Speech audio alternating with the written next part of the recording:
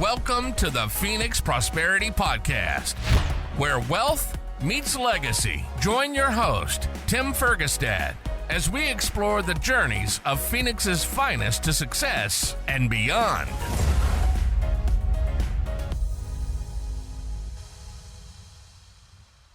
All right. Hello, this is Tim Fergestad. Thank you for joining us. Very pleased to have Valentine Aikhu with me here today. Valentine is a serial entrepreneur specializing in applying technology to solve problems for healthcare providers. Welcome to the show, Valentine. Thank you, Tim. Pleasure to be here today. Thanks for having me. All right. So we're talking about some interesting stuff before we started the actual show, and we'll circle back to some of that. Can you first give us a quick snapshot of your business right now? So we are in the health tech space, and what we do is we help home and community-based service providers document better and stay compliant. Okay. Is that some of that, like the completing medical records and that sort of aspect? Absolutely. So you can call us an EHR platform. We don't really call ourselves an EHR platform. Our goal is to help providers stay compliant using technology. This kind of stemmed from trying to help solve a problem for our parents, who are also been in the business for over a decade. And so that's kind of why we got into this in the first place. Compliance is huge in the medical world, and a lot of people don't talk about, HCBS, which is home and community-based service providers, IDD group homes, and things like this. So they're a very underserved market that we specifically developed our product to come help them solve their problems. Right, filling a need. Okay, that's how some of the best things are done. Right? Yeah, they're developed organically. Excellent. Yeah. Okay, so how long have you been doing that? So we launched around September of last year. And when I say launch, I say that very loosely because we created it for my parents, right? So we launched to my parents. And as they started using the platform, they had other friends who were in the business who kind of saw them using it and said, "Hey, what is this?" So we started getting requests from their friends and people in the business. "Hey, do you mind if we use your platform as well?" And this is in Virginia, so we kind of started growing in Virginia, and then in March of 2024, we decided to open it up fully to the public. So. Okay. And are there specific types that it's caught on with quicker because of your network or the contacts who certain types of like group homes or care homes, or how does that work? Absolutely. So from inception, from design, we created this specifically for providers that work with folks with intellectual disabilities, which is the segment of the business where my parents are working with. As we started talking to more providers, we started to realize that it's not just the group home settings that use a similar system and processes. We started seeing things like what is called a day support program. So folks in the group home during the day, they will go to these programs. The programs are kind of ran similar to like being in the group home, which is their homes. And so we realized they need the exact same type of documentation. And we learned this from a day support program, reaching out to us saying, "Hey, we'd love to find out more about your software." And then we find out, oh my goodness, we can serve them too. So our core product really serves, folks who are in the IDD world and people that serve clients that, revolves around setting goals and objectives for these clients. Okay. So that's kind of the documentation style that our platform adopts.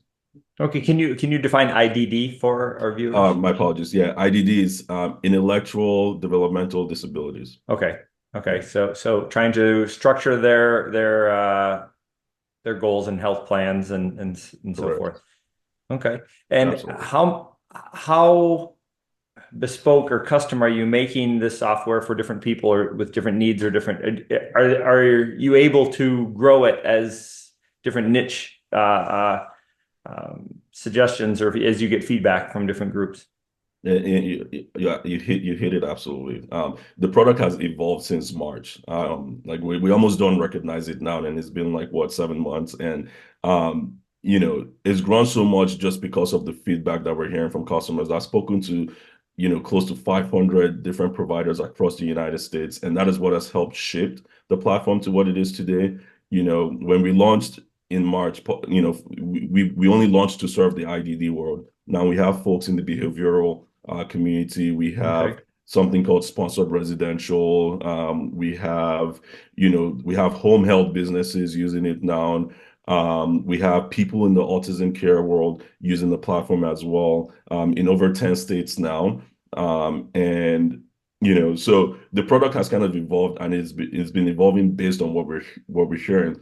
Most of these businesses are similar to a lot of extent. So the core need of documentation, we can solve that for any HCBS business. However, each of these business view documentation separately based on state regulations and things like that. Right. So what we're now doing now is trying to adapt. The more we get more people reaching out saying, hey, we need a platform. There's nothing out there that works good for me. So then we spend some time with them trying to understand exactly what their needs are. If it aligns with where our development goals are going, we're just adding it. We're adding it to the platform. So that sounds awesome. And to be successful as an entrepreneur, you really need to be fast. And how are you doing that? How are you able in 6 months been able to launch and keep developing all these little side forms and state specific regulatory criteria and helping them hit those requirements? It's really tough. Like at this stage, I'll start with that. However, our philosophy is to continue to remain guided by our customers and what our customers are saying. My brother runs our technology arm, Frank. So our philosophy on how we're building this product revolves around what we're hearing from our customers. So I'm the one speaking to customers. I'm going to Frank and saying, Frank, this is what the customers are saying. And that's how we create list of priorities for our product on what is the most important thing for us to tackle, right? And that's how we're determining that. And I think that's very important. Our goal number one is to maintain our customer base, and then figure out how to grow it and adapt to different kinds of businesses. So that's the philosophy behind the product. And another thing that's been really helpful for us in terms of like how we're able to grow is we use my mom as a test case. My mom is not super computer savvy. The goal is we release a new feature, we test it out with her. If she has issues using it, we take it back and we go and fix it. And she'll give you blunt feedback too. Absolutely, 100% blunt feedback. That reminds me of kind of when we first launched it for her. I get very attached to like the things that I work on, and it's your sometimes baby. Emotional. But so my brother builds this platform. I send it out to my mom. I'm like, Mom, you should try it. Stop using paper, put it on a computer now.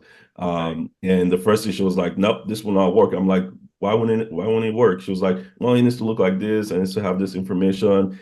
And and I'm glad she did that, because what we ended up building to try and please her turns out is pleasing everybody else. And so we've kind of used her as that benchmark on usability and user experience on the platform right now. So I say, hey, Mom, we just added this. Go test it out. Tell me what you think. Nope, it's not good. We have to go back and you need the mother approved stamp on the absolutely, logo. 100%. Yeah. But to the point on speed again. So Frank's basically sort of running a lot out himself, or has he been able to grow his own team and staff to can you speak to that a little? Yeah, absolutely. So he currently works with 3 developers and a product manager now.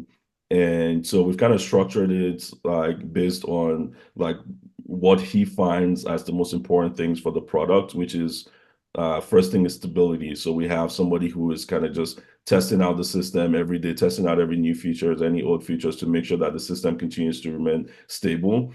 And that's really important because of the kind of business we're in with healthcare, and security in the system is super important.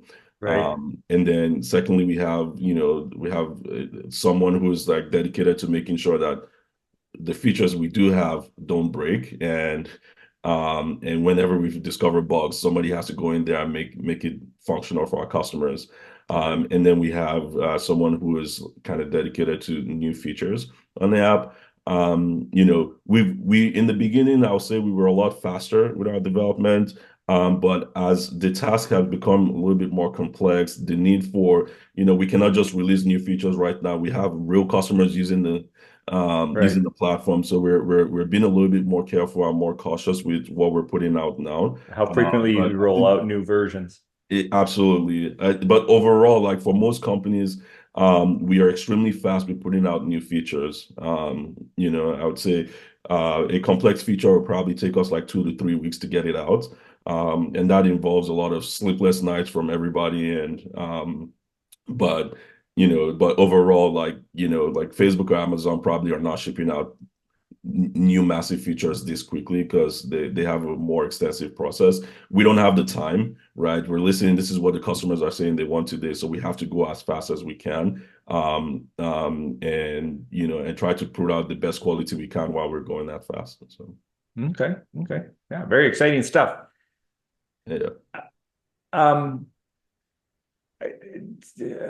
So you're trying to grow your client base. That's growing really quickly, apparently. And do you have a whole sales program? Are you starting to reach out actively, or is it still more grassroots word of mouth?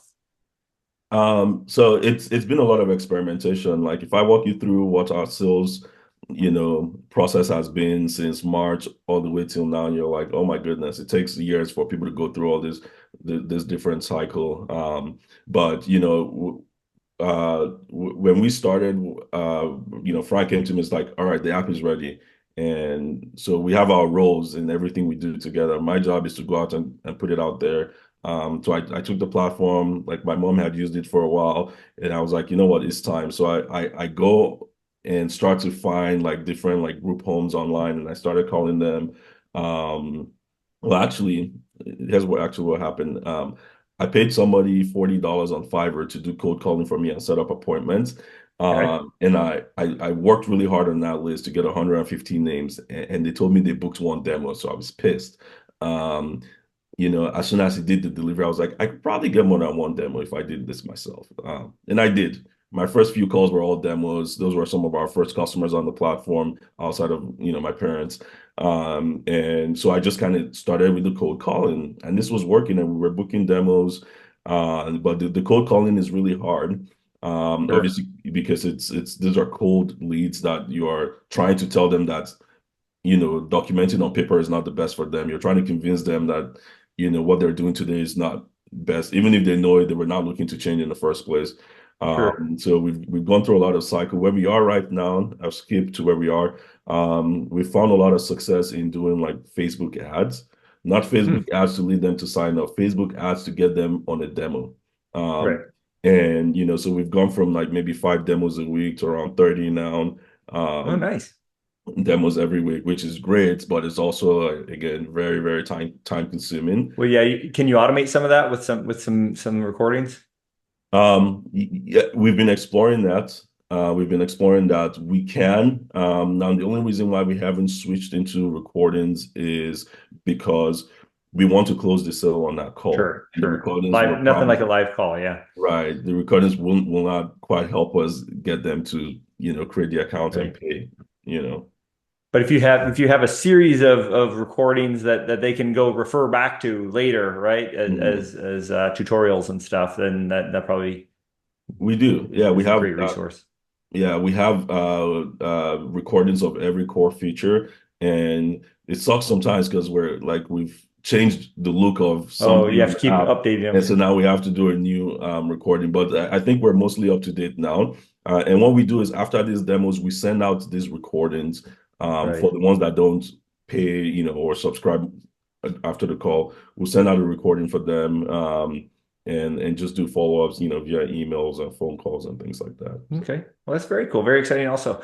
I have other questions for you about your serial entrepreneurship, but before we get into that, I wanted to stick with this one and ask maybe about the future goals for the health records company. Are you hoping to make it integratable into other software that's already out there? Is there sort of an exit play where might want to sell it to one of the big three medical records type of companies? So it's something they can. Are you hoping to be acquired, for example, once you get this sort of established? Well, I haven't met a lot of entrepreneurs who will be opposed to getting acquired. I think like if the right company comes along, if the right deal comes along, I think it's something that we'll definitely explore for sure. But we're not currently building with the mindset of getting acquired. We're building with the mindset of how do we grow this thing to be really Right. massive and solve a massive problem in the industry. Provide value. It's super antiquated. So people that are even on other platforms are kind of forced to use platforms that don't quite work for them. And that's the thing that's been great for us because we've built it for a specific industry from scratch. So that industry is really embracing us Awesome. right now. And so, but yes, if we get to a point where, one of the big companies are like, hey, we love what you're doing, we'd love to acquire you. Like I said, if it makes sense. Right. In terms of future for the product right now, immediate goals is we're trying to we're trying to introduce AI into the platform in a way that nobody else is doing it, right? Okay. Because as someone who has been around this business for so long, where my parents have been, they've been owners and operators and providers for, more than 12, 13 years now. We've seen like the pains in their business. And we've seen what they have to do. Like a lot of people pay a lot of money for consultants to kind of come help out with, X, Y, and Z in the business.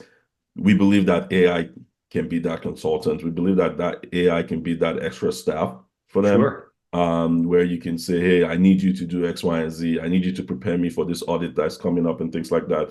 But we're trying to look for more creative ways to introduce AI into this industry, to truly kind of serve as an assistant to these providers. So Very that's cool. our short-term future vision. That's awesome, Valentine. Super excited about that.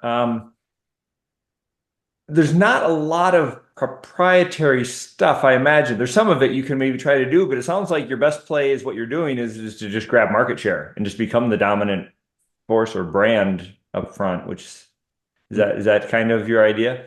Yeah. And Frank and I are not like we're not super like worried about who's going to come and steal the idea. Like we bring in a very unique perspective in the sense that we are like multiple time like tech founders. Like we understand technology and how it works. We understand how to leverage technology to solve problems.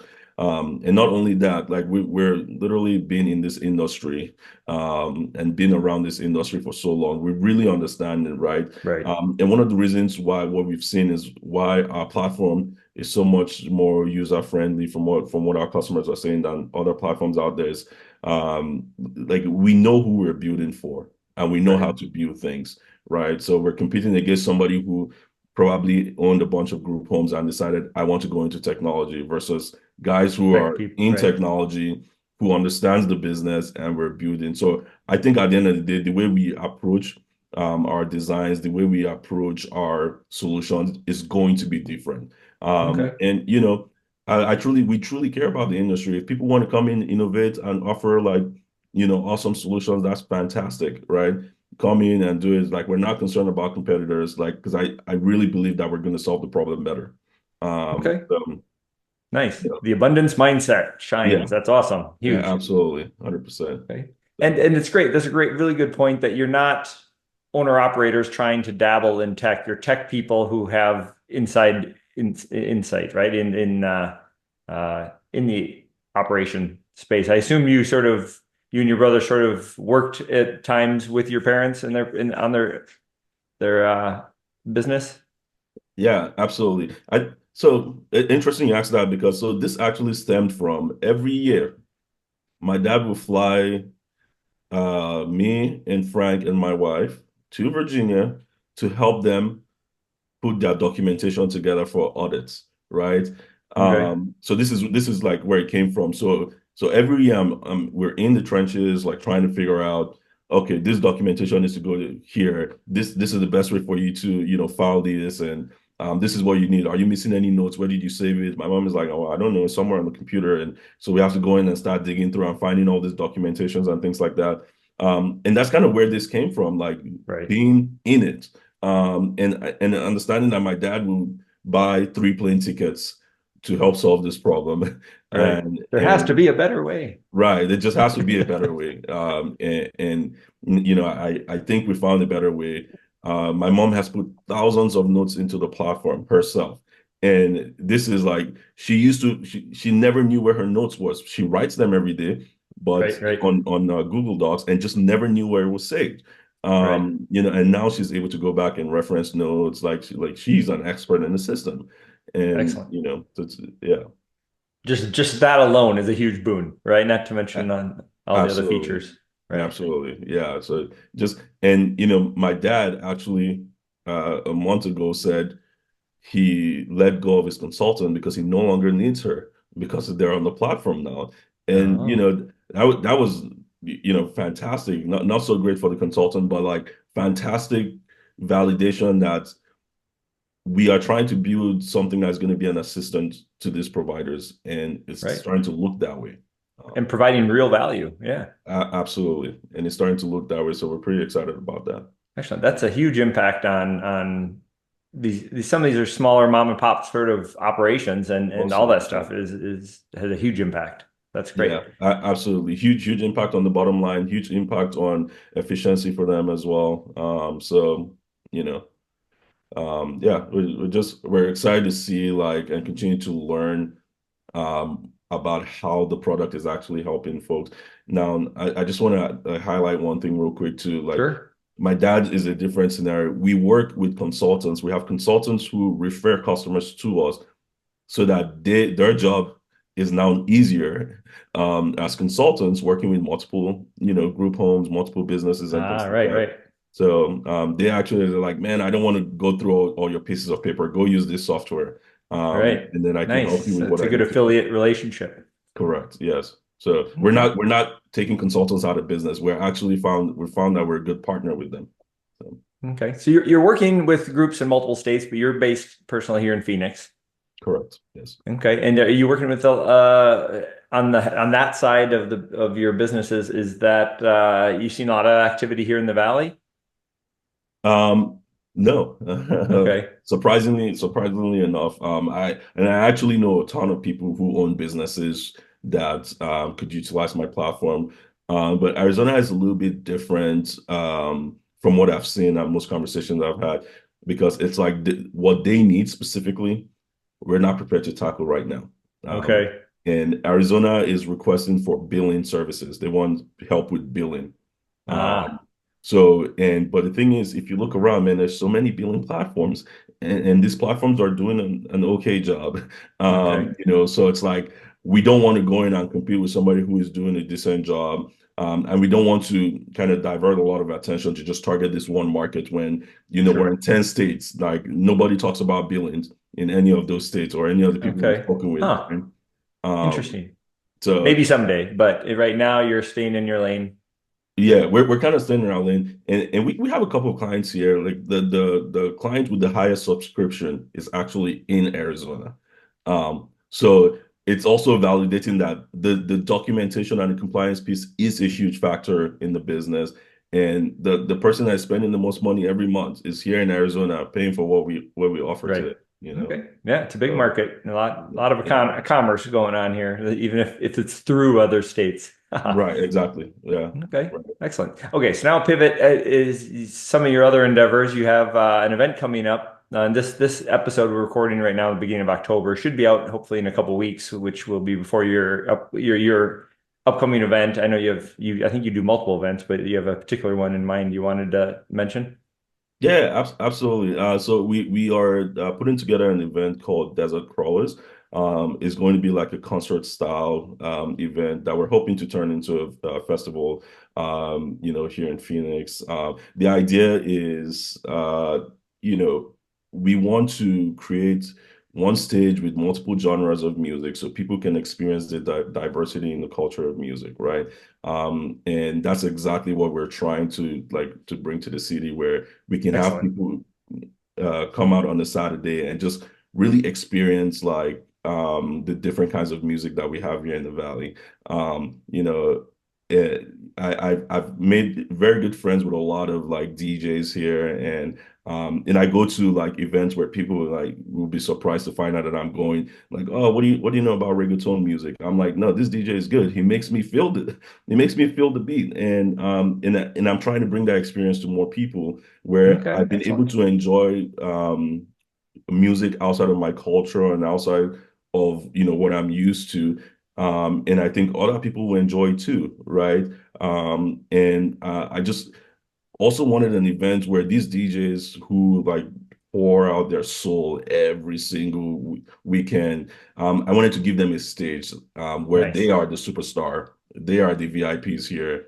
And so that's kind of what Desert Crawlers is. We're bringing music from different cultures. We have 5 DJs on one stage, and just really enjoying the diversity in music. And people will be surprised. You see similarities in a lot of this genre. And that's kind of how we're structuring it, where you don't even know when you switch over to a different Right, genre because it's so similar. right. So that's the event we have coming up November 16th. It's going to be at Club Classical in Phoenix. So Okay, Club Classico, November, what was it? 16th.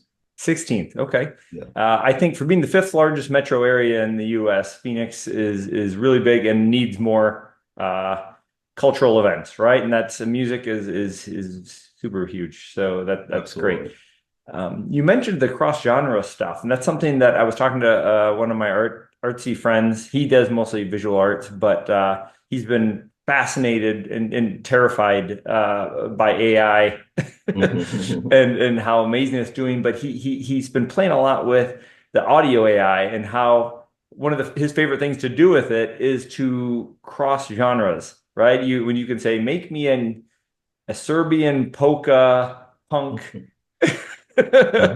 song, with this, and they can change the speed and the beats and all. You can put all these you can just pull all these levers, and mixing the genres is his favorite. And he said there's so many cool effects, and some of it's just amazing. Absolutely. I think thanks to AI, like we're gonna start seeing more blends of like, like art forms, musical genres and things like that. And I'm all here for it, I'll tell you that. Especially in the music world, man. I used to be a music snob myself. And originally from Nigeria.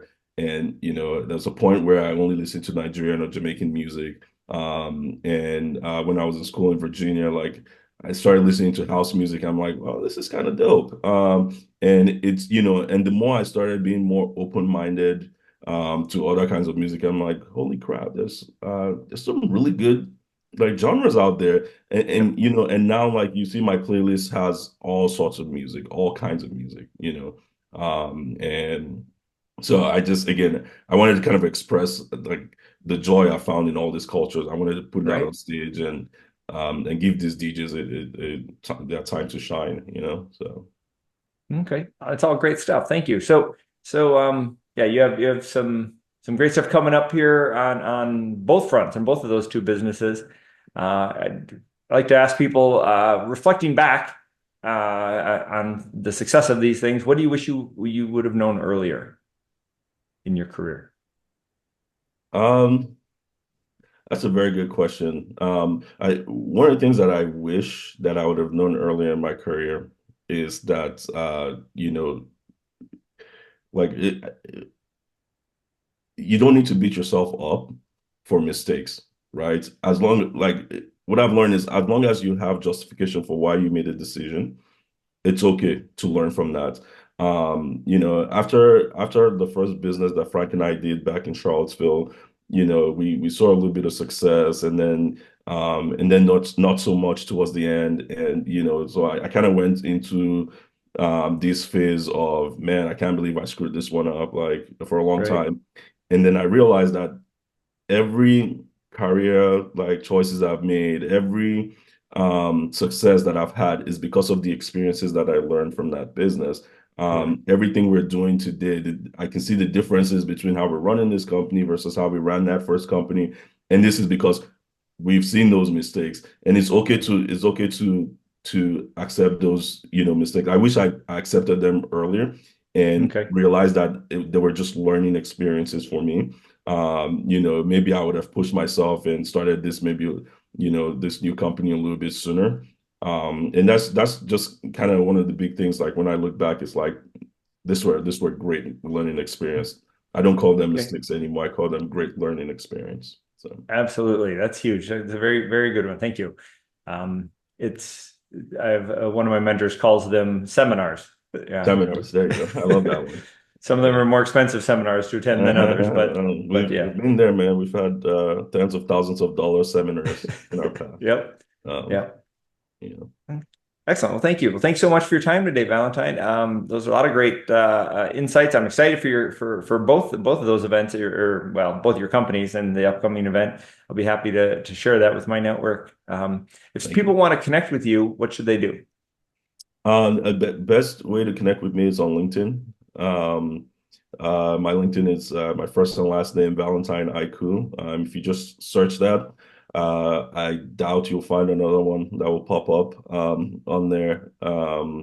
That's a very good way. And for folks who probably are in the HCBS industry and you just want to inquire about our products, you can either reach out via LinkedIn or email me at valentine@ogiso.io, and it's ogiso.io.